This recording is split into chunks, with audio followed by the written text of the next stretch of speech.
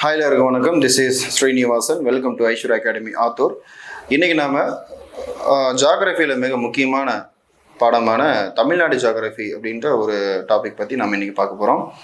Tamil Nadu geography அப்படின்னு சொல்லும் பொழுதே நமக்கு ஞாபகம் வந்திருக்கும் நம்மளுடைய ஸ்டேட் பற்றி, நம்மளுடைய இயற்கை அமைவு தோற்றங்கள் மற்றும் நம்மளுடைய இயற்கை சம்பந்தப்பட்ட பல்வேறு ஆறுகள் மற்றும் ஆற்று சமவெளிகள், மொத்த பரப்பளவு என்ன, தமிழ்நாட்டில் இருக்கக்கூடிய முக்கியமான சில சிகரங்கள் என்னென்ன, இது போன்ற சிறப்பம்சங்கள் பற்றி, அதாவது இயற்கை நிலத்தோற்ற அமைப்பு மற்றும் அதனுடைய சிறப்பம்சங்கள் பற்றி படிக்கக்கூடிய மிக முக்கியமான ஒரு டாபிக் தான் தமிழ்நாடு ஜாகிரஃபி அப்படின்னு சொல்கிறோம். பொதுவாக நீங்கள் ஜாகிரஃபியில் இந்திய புவியியல் அப்படின்ற ஒரு பாடப்பகுதியிலேருந்து ஆரம்பிச்சிங்க அப்படின்னா கண்டிப்பாக இந்த பார்ட்டு நீங்கள் மிஸ் பண்ணாமல் படித்து தான் ஆகணும். காரணம், நம்மளுடைய ஸ்டேட் பற்றி நாமளே படிக்க போகிறோம். அதில் வந்து நிறைய கொஷின்ஸும் கேட்குறாங்க. ஓகே, ஆரம்பிக்கலாம். இப்போது தமிழ்நாடு புவியியல் இருந்து முதல்ல நாம் என்ன தெரிஞ்சுக்கிறோம் அப்படின்னா நம்மளுடைய இயற்கையினுடைய சிறப்பம்சங்கள். அப்படி பார்க்கும் பொழுது பாருங்கள், தமிழ்நாட்டை பொறுத்த வரைக்கும் தமிழ் மொழி, பிறப்பால், மாநில உருவாக்க வரலாறு, அமைவிடம், பரப்பு, இயற்கை பிரிவுகள், ஆறுகள், கால்நிலை, மண் வகைகள் மற்றும் நீர்வழி தாவரங்கள், இது போன்றவற்றால் மிக பெரிய ஒரு வரலாற்று சிறப்புமிக்க ஒரு மாநிலமாக நம்மளுடைய தமிழ்நாடு விளங்குகிறது. அது மட்டும் இல்லாமல் நம்மளுடைய தமிழ்நாடு ஜாகிரஃபி எப்படி கிளாசிஃபிகேஷன் பண்ணலாம் அப்படின்னு பார்த்தீங்கன்னா அமைவிடத்தின் அடிப்படையிலும் மற்றும் இயற்கை நிலத்தோட்டத்தின் அடிப்படையிலும் நம்ம வகைப்படுத்தலாம். எப்படின்னு பார்த்தீங்கன்னா தமிழ்நாட்டின் அமைவிடம் அப்படின்னு எடுத்துக்கிட்டிங்கன்னா இந்தியாவின் 29 மாநிலங்களில் தமிழ்நாடும் ஒன்று. ஆமாம், கிட்டத்தட்ட 29 மாநிலங்களில் தமிழ்நாடும் ஒன் ஆஃப் த ஸ்டேட். அது மட்டும் இல்லாமல் இந்தியாவின் தென்பகுதியில் அமைந்துள்ளது. இது நிலப்பரப்பு 8 டிகிரி நார்த் வட அச்சம் முதல் 13 டிகிரி 35 நிமிடம் வட அச்சம் வரையிலும், 26 டிகிரி 18 நிமிடம் கிழக்கு தீர்க்கம் முதல் 80 டிகிரி 20 நிமிடம் கிழக்கு தீர்க்கம் வரையிலும் பறந்து விரிந்துள்ளது அப்படின்னு சொல்லியிருக்காங்க. இது என்ன டிகிரின்னு வருதில்லை என்னன்னு கேட்டிங்கன்னா அச்சம் மற்றும் தீர்க்க ரேகை அடிப்படையில், அச்சம் மற்றும் தீர்க்க ரேகையின் அடிப்படையில் நமது தமிழ்நாட்டின் அமைவிடத்தை இந்த மாதிரி லாட்டிடியூட் அண்ட் லாங்கிடியூட் வைஸாக சொல்லியிருக்காங்க. ஸோ இதை நல்லா பார்த்துக்கோங்க. அந்த ஜிபிஎஸ் சொல்கிறோம் இல்லைங்களா, குளோபல் பொசிஷனிங் சிஸ்டம், அதனுடைய அடிப்படையில் வச்சு பார்க்கும்போது தமிழ்நாட்டின் அமைவிடம் இதுதான். தென் தமிழ்நாட்டின் கிழக்கே அதனுடைய பார்டர் பார்த்தீங்கன்னா கோடியக்கரை இருக்குது, மேற்கே ஆனைமலை இருக்குது, பழவேற்காடு வடக்கு பகுதியிலும் தென்பகுதியில் குமரிமுனை அதாவது கன்னியாகுமரி முனை, இது எல்லாமே 4 புறம் நம்மளுடைய தமிழ்நாட்டில் சொல்லப்பட்டிருக்கக்கூடிய ஒரு பார்டர்ஸ் அப்படின்னு சொல்லலாம். ஸோ மேற்கு அப்படின்னு சொல்லி பார்க்கும்பொழுது ஆனைமலை, அது எங்கே இருக்குது, கேரளாவில் இருக்குது. அது வந்து ஆனைமலைன்னு சொல்லலாம், ஆனைமலைன்னு சொல்லலாம். அதுவே வடக்கு பகுதியில் பார்த்தீங்கன்னா பழவேற்காடு அப்படின்னு சொல்லலாம். வடக்கு பகுதி பழவேற்காடு, ஆந்திரா பார்டர், தென் தமிழ்நாடு பார்டர், ரெண்டுக்கும் நடுவில் பழவேற்காடு இருக்குது. தென் குமரிமுனை, அதற்கு எல்லாமே தெரிஞ்சது தான். ஓகே, அப்போது உங்களுக்கு இது மேட்ச் தி ஃபாலோயிங்ல கேட்க நிறைய வாய்ப்பு இருக்குது. இதையும் பார்த்துக்கோங்க. அடுத்து போகலாம். தமிழகத்தின் மொத்த பரப்பளவு 1,30,058 சதுர கிலோமீட்டர்கள் ஆகும். இந்தியாவின் 11வது பெரிய மாநிலம் என்று அழைக்கப்படுகிறது. கிட்டத்தட்ட 2011ஆம் ஆண்டின் கணக்கின்படி 7 கோடி பேர் நம்ம தமிழ்நாட்டுக்குள்ள இருக்கிறாங்க. ஸோ அவ்வளோ பெரிய நிலப்பரப்பில் கிட்டத்தட்ட பார்த்தீங்கன்னா இது வந்து 11வது பெரிய மாநிலம் அப்படின்னு சொல்லியிருக்காங்க. இந்திய பரப்பில் இது சுமார் வெறும் 4% மட்டுமே கொண்டுள்ளது. அப்போ பாருங்க, இந்தியாவுடைய மிகப்பெரிய பரப்பளவில் மிகப்பெரிய மாநிலம் அப்படின்னா ராஜஸ்தான்.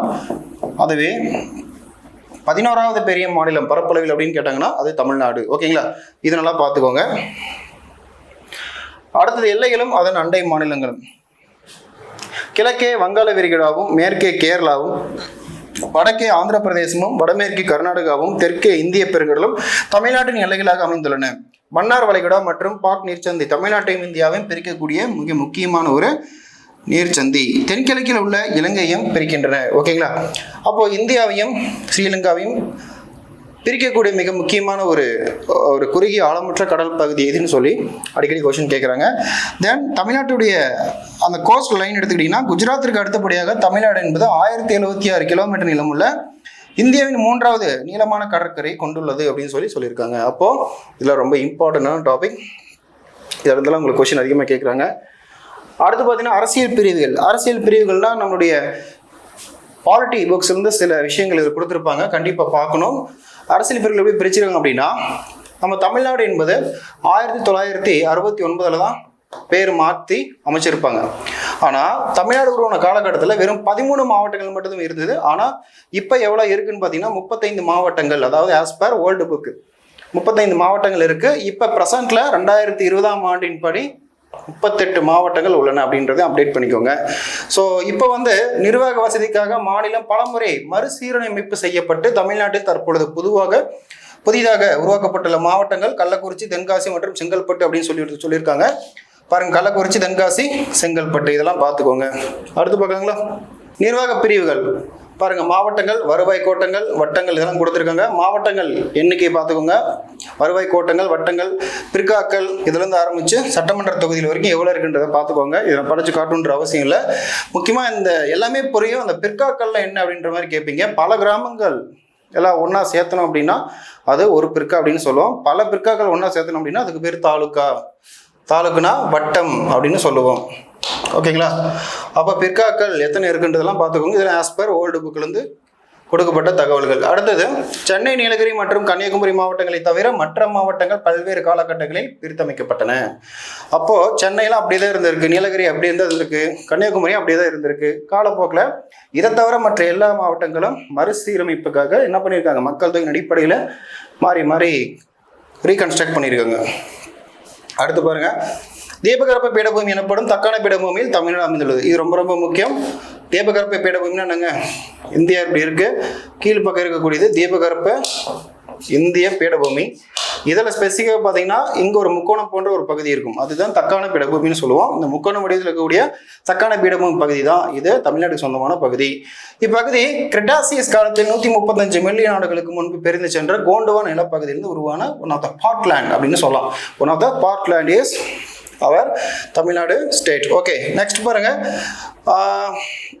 இந்த தமிழ்நாட்டின் நிலத்தோற்ற அமைப்பு கிழக்கு நோக்கிய சரிவை கொண்டுள்ளது. இப்போ மேற்கிலிருந்து கிழக்கு நோக்கி நம்ம வந்தோம் அப்படின்னா தமிழ்நாட்டுடைய சரிவு பகுதி எப்படி இருக்குன்னு பார்த்தீங்கன்னா மேற்கிலிருந்து கிழக்கு நோக்கி சரிந்த ஒரு சாய்வு நிலத்தை கொண்டுள்ளது அப்படின்னு சொல்லலாம். நெக்ஸ்ட், மேற்கு தொடர்ச்சி மலை. இப்போ நம்ம தென்னிந்தியா தமிழ்நாடு எடுத்துக்கிட்டிங்கன்னா மேற்கு பக்கம் அண்ட் கிழக்கு பக்கம். கிழக்கு பக்கம் கிழக்கு தொடர்ச்சி மலை, மேற்கு பக்கம் மேற்கு தொடர்ச்சி மலை இல்லைங்களா? அப்போ மேற்கு தொடர்ச்சி மலையுடைய சில ஃபீச்சர்ஸ் என்னெல்லாம் கொடுத்துருக்கோம் அப்படின்னா, வடக்கே நீலகிரி முதல் தெற்கே கன்னியாகுமரி வரை, அதாவது கன்னியாகுமரி மாவட்டத்தில் சுவாமி தோப்பில் உள்ள மருதமலை வரை நீண்டுள்ளது. இம்மலைத்தொடரின் உயரம் 2000 மீட்டர், 2000லேருந்து 3000 மீட்டர் வரைக்கும் இருக்கும். இது 2500 சதுர கிலோமீட்டர் பரப்பளவை கொண்டுள்ளது. இம்மலைத்தொடர் தொடர்ச்சியாக இருந்தாலும் சில கணவாய்கள் காணப்படுகின்றன. பாலக்காட்டு கணவாய், செங்கோட்டை கணவாய், ஆரல்வாய் மொழி கணவாய் மற்றும் அச்சன் கோவில் கணவாய் இது எல்லாமே மேற்கு தொடர்ச்சி மலைகளில் காணப்படக்கூடிய மிக முக்கியமான ஒரு கணவாய்கள் அப்படின்னு சொல்லலாம். இங்கிலீஷ் மீடியம் ஸ்டூடெண்ட்ஸ் இந்த ரைட் சைடில் இருக்கக்கூடிய நோட்ஸ் எடுத்துக்கோங்க.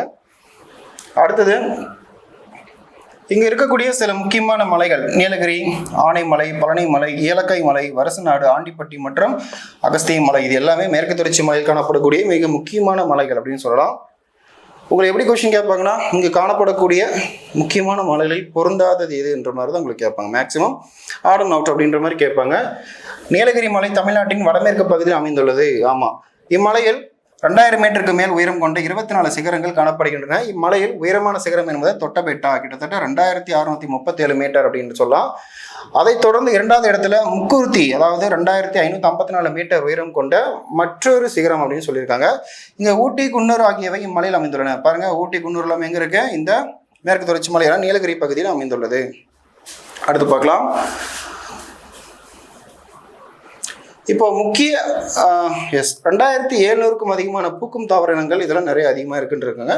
ஸோ நீலகிரி மலையில் காணப்படக்கூடிய மற்றொரு சிறப்பான ஒரு விஷயம் பார்த்தீங்கன்னா, மேட்டு நில புல்வெளிகளும் புதர் நிலங்களும் தேயிலை தோட்டங்களும் ரொம்ப அதிகமாக இருக்குது. ஆனால் அங்கே இந்த தேயிலை தோட்ட செடிகளை வளர்ப்பின் காரணமாக மற்றும் ஆடு மாடுகள் மேய்ப்பதன் காரணமாகவும் அங்கே இருக்கக்கூடிய இந்த கிராஸ் லேண்ட் எல்லாமே அழிக்கப்பட்டுருச்சு அப்படின்னு சொல்லலாம். அடுத்து பழனிமலை. பழனிமலை அப்படின்றது மேற்கு தொடர்ச்சி மலையின் கிழக்கு பகுதி. இம்மலையின் மேற்கு பகுதியை தவிர மற்றவை திண்டுக்கல் மாவட்டத்தில் அமைந்துள்ளது. பழனிமலையின் மிக உயரமான சிகரம் பந்தாராவ் 2533 மீட்டர், வேம்படிச்சோலை 2505 மீட்டர். அப்போ முதலிடத்துல யாரு, ரெண்டாவது இடத்துல யாருன்னு பார்த்துக்கோங்க. இது இரண்டாவது உயர்ந்த சிகரமாகும். மலை வாழிடமான கொடைக்கானல் 2150 மீட்டர் பழனிமலையின் தென் மத்திய பகுதியில் அமைந்துள்ளது. இதையும் பார்த்துக்கோங்க. அடுத்து பார்க்கலாம். ஏலக்காய் மலை தமிழ்நாட்டின் தென்மேற்கு பகுதியில் அமைந்துள்ள இம்மலைகள் ஏலமலை குன்றுகள் எனவும் அழைக்கப்படுகிறது. அது மட்டும் இல்லாமல் ஏன் அந்த பேர் வந்துச்சு அப்படின்னா இந்த பகுதியில் தான் அதிகமான ஏலக்காய், மிளகு இது போன்ற நறுமணப் பொருட்களும் தயாரிக்கப்படுகின்றன, விளைவிக்கப்படுகின்றன. தென் காஃபி போன்றவற்றையும் இங்கே விளைவிக்கிறாங்க. தென் இவை வடமேற்கில் ஆனைமலையோடும், வடகிழக்கில் பழனிமலையோடும், தென்கிழக்கில் ஆண்டிப்பட்டி மற்றும் வருசநாடு குன்றுகளோடும் இணைக்கின்றன. அப்போ எல்லாம் ஜங்ஷனாக எல்லாம் ஒன்னோட முட்டி மோதிக்குது. அடுத்து பாருங்க, வருசநாடு மற்றும் ஆண்டிப்பட்டி மலை குன்றுகள் நீட்சி வருசநாடு மற்றும் ஆண்டிப்பட்டி குன்றுகள் ஆகும். மேகமலை, கழுகுமலை, குரங்கணி மலை, சுருளி மற்றும் கும்பகர நீர்வீழ்ச்சிகள் ஆகியவை இம்மலைகளில் காணப்படுகின்றன. இம்மலையின் தெற்கு சரிவுகளில் ஸ்ரீவில்லிபுத்தூர் மலை, அணில் சரணாலயம் விருதுநகர் மாவட்டத்தில் அமைந்துள்ளது. வைகை மற்றும் அதன் துணையாறுகள் இப்பகுதியில் உருவாகின்றன. அடுத்து பொதிகை மலை. இம்மலையின் பெரும்பகுதி திருநெல்வேலி மாவட்டத்தில் மற்றும் தென்சரிவு கன்னியாகுமரி மாவட்டத்தில் அமைந்துள்ளது. இதுக்கு மற்றொரு பெயர்கள் என்னன்னு கேட்டீங்கன்னா சிவஜோதி பர்வத், அகத்தேரி மலை, தெற்கு கைலாயம் என்று பல்வேறு பெயர்களில் இந்த பொதிகை மலையானது அழைக்கப்படுகிறது. ஓகேங்களா, அடுத்து பார்க்கலாம். இங்கே களக்காடு முண்டந்துறை புலிகள் காப்பகம் இப்பகுதியில் அமைந்துள்ளது. இதையும் பார்த்துக்கோங்க. ஓகேங்களா, இங்க பொதிகை மலையில் அமைந்துள்ளது. நெக்ஸ்ட் போலாம். மகேந்திரகிரி மலைக்குன்றுகள். இம்மலைத்தொடர் கன்னியாகுமரி மற்றும் திருநெல்வேலி மாவட்டங்களில் எல்லை பகுதிகளாகவும் மேற்கு தொடர்ச்சி மலையின் தென்பகுதியாகவும் அமைந்துள்ளது. இதன் சராசரி உயரம் 1645 மீட்டர் ஆகும். இந்திய விண்வெளி ஆராய்ச்சி நிறுவனத்தின் சோதனை உந்துவிசை செயற்கைக்கோள்கள் ஏவுதளம் இம்மலையில் அடிவார பகுதியில் அமைந்துள்ளது. இப்போ சில எக்ஸ்பெரிமெண்ட்டுக்காக விண்வெளி ஆராய்ச்சி சோதனை செய்கிறாங்க இல்லைங்களா, அப்போ ஒரு எக்ஸ்பெரிமெண்ட்டுக்காக ஒரு ராக்கெட் ஏவுதளம் இருக்குது அப்படின்னா அது இந்த இடத்துல தான் இருக்கு. இதையும் பார்த்துக்கோங்க. மகேந்திரகிரி மலைக்குன்றுகளில் தான் அந்த எக்ஸ்பெரிமெண்ட்லாம் நடக்கும். அடுத்து பாருங்க, கிழக்கு தொடர்ச்சி மலை. இப்போ மேற்கு தொடர்ச்சி மலை முடிச்சிட்டோம். அடுத்தபடியாக கிழக்கு தொடர்ச்சி மலை. இப்போ கிழக்கு தொடர்ச்சி மலையானது ஒரு தொடர்ச்சியற்ற மலைக்குன்றுகளாகும். இம்மலையானது பல இடங்களில் வங்காளக்கடலில் கலக்கும் ஆறுகளால் பிரிக்கப்பட்டுள்ளது. இம்மலையின் உயரம் 1100 மீட்டர் முதல் 1600 மீட்டர் வரை மாறுபடுகிறது. இக்குன்றுகள் பீடபூமியை சமவெளியில் இருந்து பிரிக்கின்றன. ஜவ்வாது, சேர்வராயன், கல்வராயன், கொல்லிமலை மற்றும் பச்சைமலை தமிழ்நாட்டில் உள்ள கிழக்கு தொடர்ச்சி மலையின் முக்கிய குன்றுகளாகும். ஓகே, நெக்ஸ்ட் பார்க்கலாம். ஜவ்வாது மலை பற்றின இன்ஃபர்மேஷன். கிழக்கு தொடர்ச்சி மலை நீட்சியான இம்மலைகள் திருவண்ணாமலை மற்றும் வேலூர் மாவட்டங்களிலும் பரவியுள்ளன. தென் 1100 முதல் 1150 மீட்டர் உயரம் கொண்ட பல்வேறு சிகரங்கள் இம்மலைத்தொடரில் அமைந்துள்ளன. இம்மலையின் மிக உயரமான சிகரம் மேல்பட்டு ஆகும். 1967 ஆண்டு தொடங்கப்பட்ட காவலூர் வானவியல் தொலைநோக்கி மையம் இங்கு அமைந்துள்ளது. ஜவ்வாது மலையின் பல பகுதிகள் நீல நிற சாம்பல் கிரானைட் பாறைகளால் உருவாகியுள்ளது. பல்வேறு சந்தன மரங்கள், பழமரங்கள் போன்றவற்றை இங்கு விளைவிக்கப்படுகின்றன. அடுத்தது கல்வராயன் மலை. கல்வராயன் என்ற சொல் எங்கிருந்து வந்திருக்கு அப்படின்னா பழங்குடியின மக்களான கரலர் என்ற வார்த்தையிலிருந்து வந்துள்ளது. இம்மலைத்தொடரின் உயரம் பார்த்தீங்கன்னா 600 மீட்டர் முதல் 1620 மீட்டர் வரை காணப்படுகிறது. இது 2 பிரிவுகளாக பிரிக்கப்பட்டுள்ளது. வடப்பகுதி என்பது சின்ன கல்வராயன் எனவும், தெற்கு பகுதி என்பது பெரிய கல்வராயன் மலை என்றும் அழைக்கப்படுகிறது. ஓகேங்களா, சின்ன கல்வராயன் பகுதி பார்த்தீங்கன்னா அதனுடைய உயரம் 825 மீட்டர் உயரமாகவும், பெரிய கல்வராயன் தெற்கு பகுதியில் இருக்கக்கூடிய பகுதி 1220 மீட்டர் உயரம் கொண்டதாகவும் இருக்குது. ஓகேங்களா, அடுத்து பார்ப்போம்.